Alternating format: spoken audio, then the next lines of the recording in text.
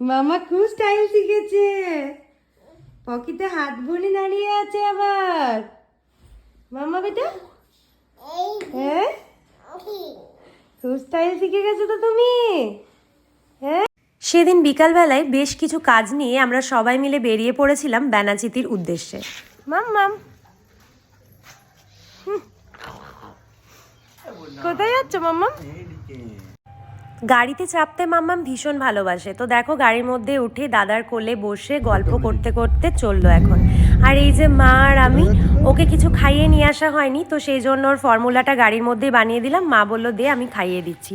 মা ওকে খাইয়ে দিল, আর তারপরেই আমরা পৌঁছে গেলাম বেনাচিতির দ্য আরবান ফার্নিচারে। আমাদের একটা সোফা নেওয়ার ছিল, তো সেই কারণেই আমরা এখানে চলে গেছিলাম। যেহেতু নতুন বাড়ি হয়েছে, সেখানেও তো ভালোই খরচা হয়েছে, তাই একবারেই সব কিছু নেওয়া পসিবল নয়, তাই একটা একটা করে জিনিস নেওয়া হচ্ছে। প্রথমে ওপরের জন্য সোফাটা নেওয়া হবে।